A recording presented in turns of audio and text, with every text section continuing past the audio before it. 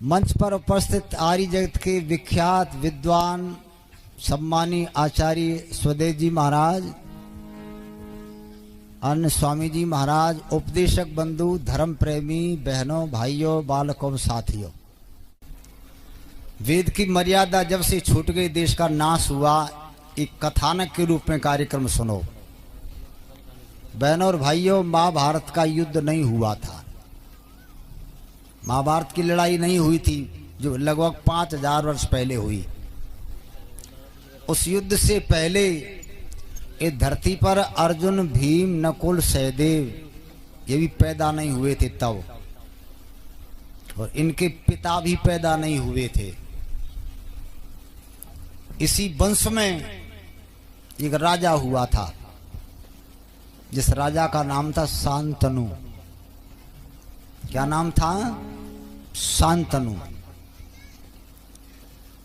राजा अच्छे होते थे, धार्मिक होते थे, विद्वान होते थे, जनता बढ़िया होती थी। यथा राजा तथा प्रजा। राजा शांतनु बहनों और भाइयों एक दिन अपने नगर से घूमने के लिए अपनी प्रजा में निकला। राजा शांतनु घूमने के लिए जा रहा था। क्या देखता है? सामने से एक सुंदर किसी गरीब की लड़की, बहुत सुंदर किसी गरीब की लड़की नजर पड़ी। लड़की बहुत सुंदर थी। राजा की दृष्टि पड़ी तो राजा के मन में कुविचार पैदा हो गए, बुरे विचार। उसको देख करके आदमी किसी बात को सुन करके, किसी को देख करके पता नहीं कब बदल जाए। राजा की दृष्टि जब उस लड़की पर पड़ी जो सुंदर थी, और क्या सोचने लगा, ओहो, ये मेरे महलों में रानी होनी चाहिए, मेरी रानी होनी चाहिए। ये पाप आ गया राजा के दिल में। दूसरे की बहन बेटी को देख करके ये विचार आने नहीं चाहिए, परंतु आ गए। विचारों से गिर गया। आदमी जाने कब गिर जाए, उसका कोई पता नहीं। राजा शांतनु सोचने लगा, ये लड़की मेरे घर में मेरी रानी पटरानी होनी चाहिए, पर हो तो हो कैसे? इसके बाप से मिलूं। उस लड़की का नाम था इतिहास में सत्यवती। ये कहानी नहीं कह रहा मैं, सत्य घटना है। सत्यवती नाम की लड़की के पिता से मिलने गया। उसका पिता मल्लाह था। केवट कहते, निषाद कहते, मल्ला कहते। उस तथाकथित जैसे बिरादरी उसका था। उससे जाकर के मिला और निसंकोच कहा, है भाई, तुम अपनी पुत्री का मेरे साथ विवाह कर दो। मैं प्रार्थना करने आया हूं आपसे। एक गरीब व्यक्ति ने जब राजा की बात सुनी कि राजा क्या कहता है, राजा क्या कहता है, और राजन तुम ये क्या कहते हो आज? ये शोभा नहीं देता। तुम पिता हो और प्रजापुत्र होती है, प्रजापुत्र के समान होती है। तुम आज पिता होकर के इस प्रकार की बात मेरी पुत्री के लिए कहते हो, ये शोभा नहीं देता। राजा कहने लगा, चाहे शोभा दे या न दे, पर तू अपनी पुत्री का विवाह मेरे साथ कर दे। जब ये कहा तो बहनों और भाइयों, उस मल्लाह ने बहुत बढ़िया बात कही राजा से। ओ राजन सुन, सोच समझ के कहो कुंवर जी, और समझो बात इशारे की। मुझ निर्धन कंगाल की लड़की शोभा ना तेरे द्वारे की, शोभा ना तेरे द्वारे की। मुझ निर्धन कंगाल की लड़की शोभा ना तेरे द्वारे की। सोच समझ के कहो कुंवर जी, समझो बात इशारे की। मुझ निर्धन कंगाल की लड़की शोभा ना तेरे द्वारे की।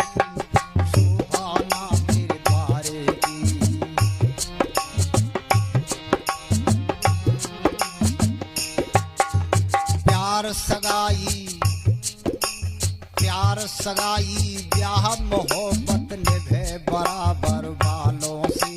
छत्रपति की शान घटे जब रिश्ता हो कंगालों से। छत्रपति की शान घटे रिश्ता हो कंगालों से।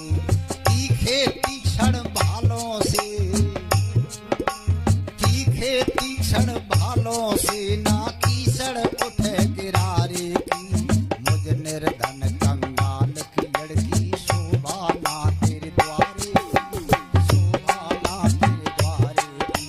सोच समझ के कहो कुंवर जी, समझो बातें सारी की।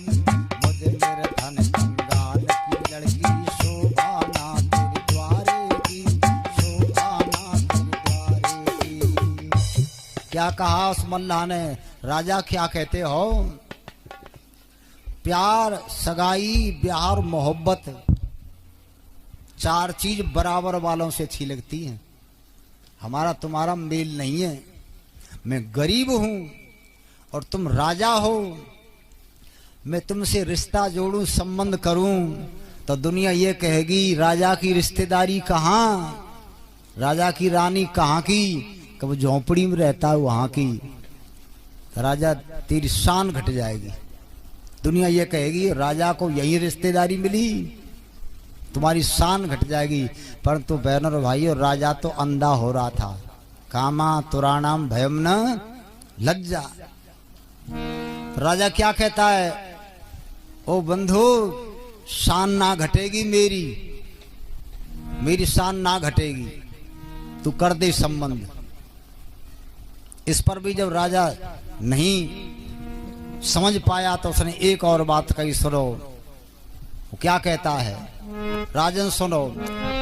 छोटे कुल की कन्या जो कहीं, ऊंचे कुल में ब्याही जा।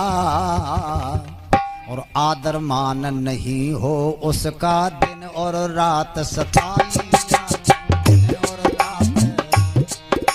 छोटे कुल की कन्या जो कहीं, ऊंचे कुल में ब्याही जा।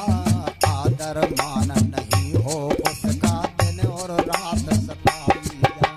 दासी संपत लाई जा, दिन भर सांझ सकारे की। मुझ निर्धन कंगाल की लड़की शोभा ना तेरे द्वारे की, शोभा ना तेरे द्वारे की। दूसरी बात और कमाल की कही, बहुत बढ़िया बात कह रहा है तो गरीब, पर राजा की समझ में नहीं आ रही, क्योंकि राजा तो गिर चुका था। क्या कहा उसने? छोटे कुल की कन्या ऊंचे कुल में ब्याही जाती तो उस लड़की का सम्मान नहीं होता, वहां उसको दासी समझते हैं। तो क्या कहा राजा? राजा कहने लगा, दासी मैं पटरानी बना दूंगा, तू कर दे संबंध, तू कर दे संबंध, पटरानी बना दूंगा। उसने फिर एक बात और कही, राजन सुनो। राजन पहली रानी से जो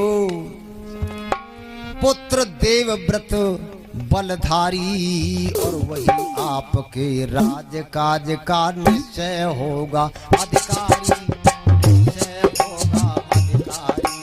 वही आपके राज काज निश्चय होगा। राजन पहली रानी से जो पुत्र देवव्रत बलधारी, वही आपके राज काज का निश्चय होगा अधिकारी। इसमें बसना चले तुम्हारा, रीत चली ये आती है। बिना मेल के संबंधों को दुनिया बुरा बताती है, दुनिया बुरा बताती है। सुनकर बात तुम्हारी राजन समझ नहीं कुछ आती है। बिना मेल के रिश्ते को दुनिया बुरा बताती है, दुनिया बुरा। क्या कहा उस मल्ला ने को? राजन सुन, मैं अपनी लड़की का संबंध कर दूं, तुम कहते पटरानी बना दूंगा, पर तुम्हारी पहली रानी से एक लड़का है, उस लड़के का नाम है देवव्रत। क्या नाम? जो आगे चल करके भीष्म पितामह कहलाया।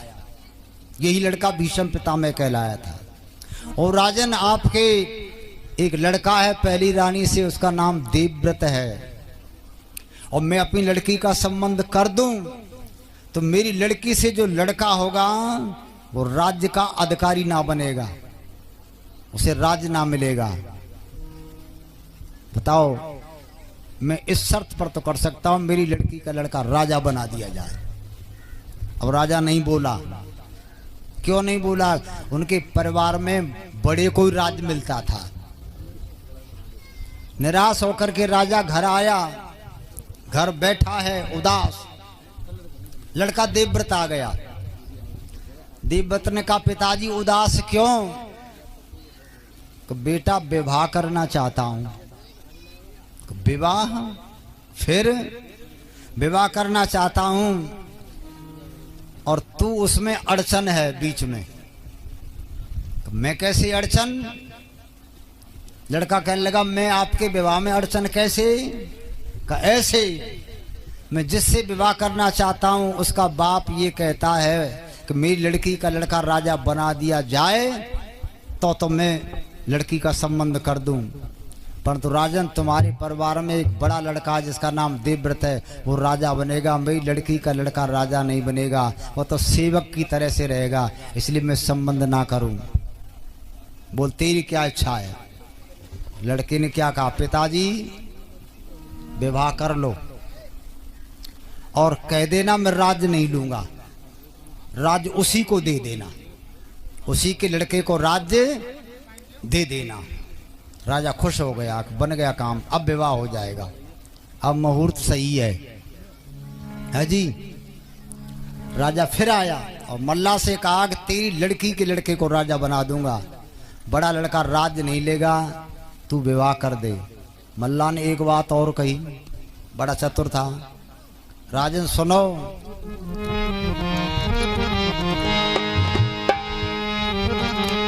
आप कहें मैं सत्यवती के सुत को भूप बना दूंगा और बड़ा पुत्र ना गद्दी मांगे उसको यूं समझा दूंगा।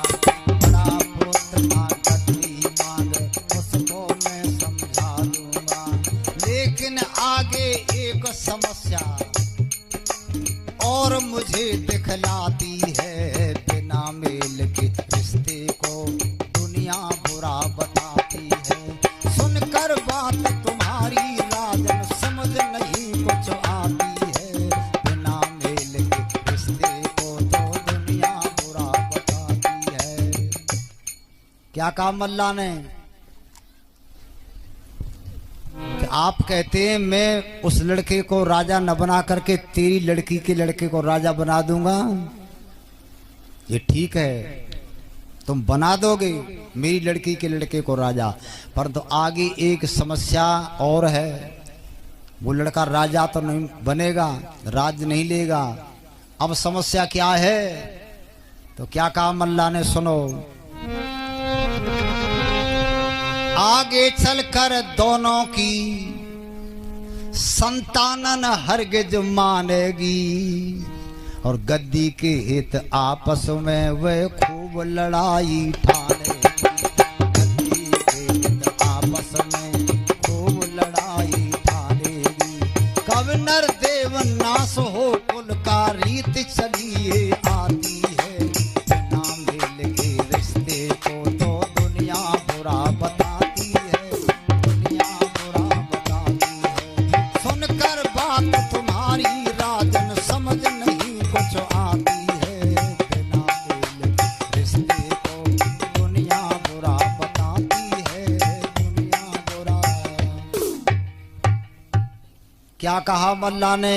सुनो राजन, मेरी लड़की के लड़के को तुम राजा बना दोगे और वो बड़ा लड़का राज्य लेगा नहीं, परंतु आगे चल करके उसकी संतान होगी और इसकी संतान होगी, तो उसकी संतान इस संतान से राज्य को छीन लेगी। राजा ने कहा, भाई अब क्या करूं? अब वहां तक की गारंटी कैसे लूं? राजा मजबूर हो गया।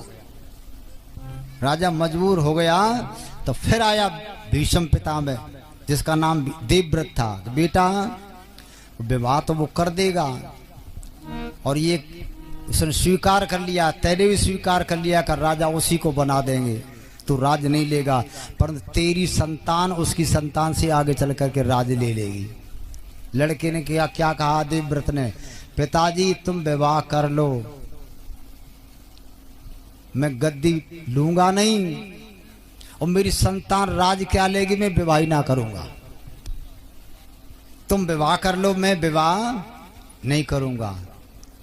महाभारत के युद्ध से पहले बाप ने विवाह किया, बेटा ने मना कर दिया, जबकि विवाह के लायक बेटा था। बाप को विवाह नहीं करना चाहिए, बेटा का होना चाहिए था, पर बाप ने विवाह कर लिया और बेटा ने प्रतिज्ञा कर ली, न विवाह करूं न राज लूं। अच्छा हो गया विवाह, सत्यवती से विवाह हो गया राजा शांतनु का, और बुढ़ापे में हुआ। अब संतान क्या हुई, संतान इनके हुए चित्र विचित्र, नाम सुना है आपने, इतिहास में सुनाते हैं। वो भी कमजोर हुए, बुढ़ापे की संतान कमजोर बीमार, उनका कोई विवाह न करे। ये ऐतिहासिक घटना है। उनका किसी ने विवाह करने के लिए कोई तैयार नहीं हुआ।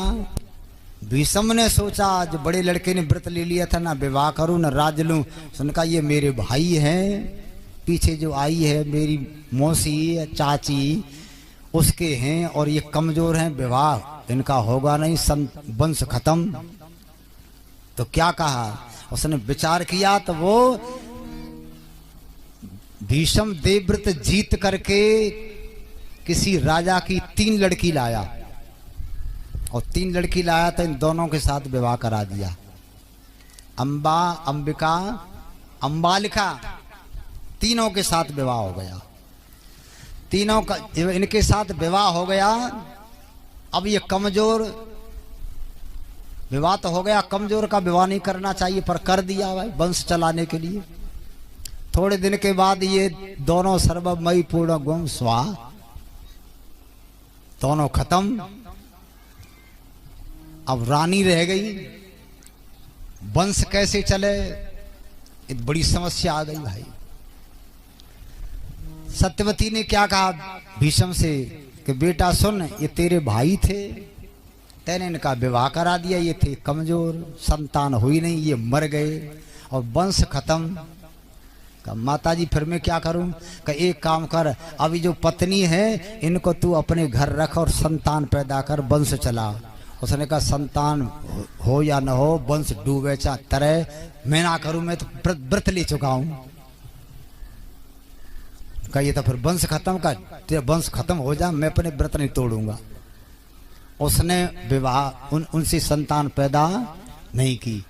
अब कैसे हो, तो देवव्रत ने कहा मां सुन, तू जहां से आई है वहां से एक संतान पैदा करके छोड़ आई है, एक संतान पैदा करके छोड़ आई है, वो भी तो तेरा बेटा है, उसको बुला ले और उनसे इनका नियोग करा दे। तो उसको बुलाया, उसका नाम क्या था, व्यास। व्यास को बुलाया गया और व्यास से नियोग किया गया, और नियोग किया तो इनके 2 संतान हुई। एक के तो ऐसा हुआ जिसका बाजार बंद, अंधा, और एक रोगी जिसका नाम पांडु। ये महाभारत के युद्ध से पहली घटना है। एक अंधा, एक रोगी, और इन दोनों के जो संतान हुई, अंधे के और रोगी की, आगे चल करके वो संतान लड़ पड़ी, और अकेली ना लड़ी, पूरा देश को लेकर के लड़ पड़ी, देश का सत्यानाश कर दिया। हुआ ये देश का सत्यानाश।